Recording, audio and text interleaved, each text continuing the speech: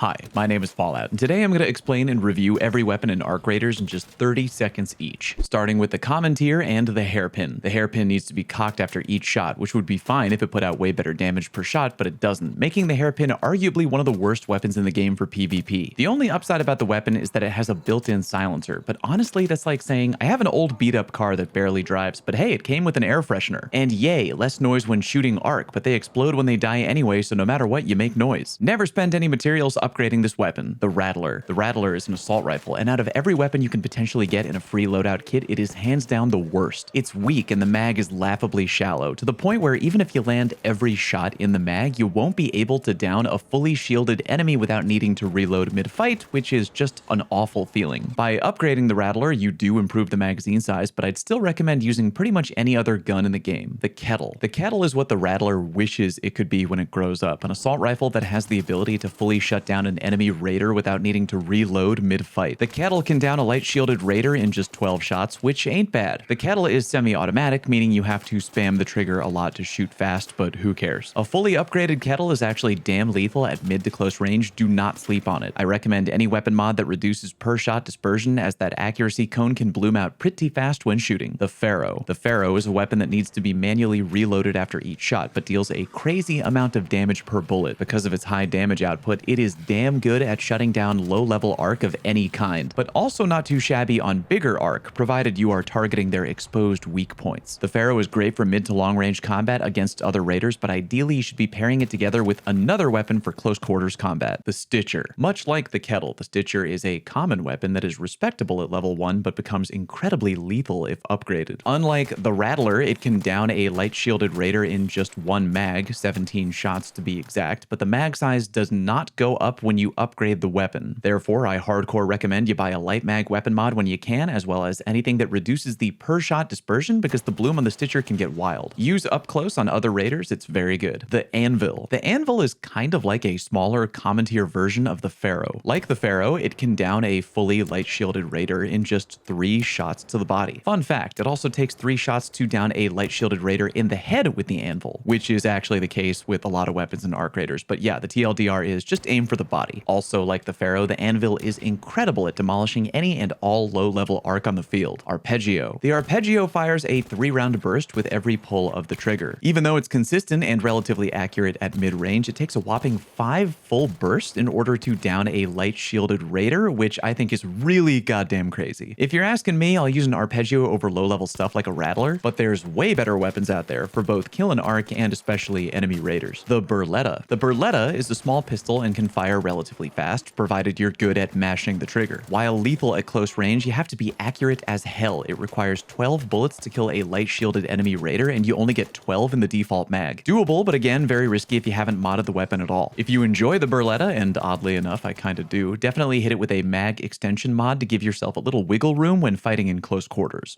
Toro. The Toro is an uncommon tier shotgun, and in my opinion, one of the strongest weapons currently in the PvP meta right now. The Toro has weak arc armor penetration, meaning while it can get the job done, it's not really ideal for killing arc. It can, however, put down a light shielded or a medium shielded enemy raider in just 2 shots. Due to the low rate of fire, try to peek shoot, aka take cover behind corners in between shooting the shotgun. Also, many weapons in the game get a tighter accuracy cone when you crouch, but the Toro does not. A godly weapon in close quarters PvP, respect it or pay the price. The Osprey. The Osprey is the only weapon in Arc Raiders to offer a first-person scope. It's really fun to plink away at players from long range, but overall, I find the Osprey kinda disappointing. It takes 3 shots to down a light shielded raider, which is long considering you have to cock the weapon in between shots, which takes a second. The weapon's durability is also terrible. It breaks down laughably fast compared to other weapons. Fun for the sniper fantasy, but even still, I think I'd rather just use an upgraded Ferro or a Renegade. The Torrent. The Torrent is a machine gun that a lot of players actively stay away from because the thing's a goddamn bullet hose and the accuracy cone blooms out like crazy when you fire. However, crouching helps tighten the accuracy cone a lot, and on top of that, the Torrent has a ridiculously good time to kill. Basically, if you catch an enemy raider up close and they don't have teammate backup of some kind, there is almost nothing they can do to try and stop you from erasing them out of the match. A weapon I think more people should try bringing into close quarters engagements. Should be paired together with something like an Anvil, both for some range and to deal with flying arc. The Renegade. The Renegade is a lever action rifle that does well at medium range, both against arc since it's very accurate and can let you target propellers easily, and on enemy raiders. It has the ability ability to down a light shielded or medium shielded raider in just 4 body shots, which is damn good. Yeah, you have to cock the gun in between shots, but it does so way faster than the Osprey. Also keep in mind that you can further improve the rate of fire on the Renegade up to 75% faster at weapon level 4. One of the best mid to long range PvP weapons in the game right now in the hands of an accurate player without question, the Venator. The Venator is a rare tier handgun known for being one of the most dominant mid to close range PvP weapons in the game right now. So much so that it was recently nerfed by Embark Studios, but the nerf wasn't actually that bad and it remains an elite option. It takes 7 shots to kill a light shielded raider, and remember, the Venator can have its rate of fire improved by up to 40% faster when you upgrade the gun to max level. Equip it with an extended medium mag option and become a terror in mid to close range PvP. The Bettina, infamously memed on for being the one blueprint that every raider has found multiple times despite being an epic weapon, the Bettina is a slow firing auto rifle with high damage per shot. While the Bettina does great at dealing with low level arc due to the fact that it fires heavy ammo, it's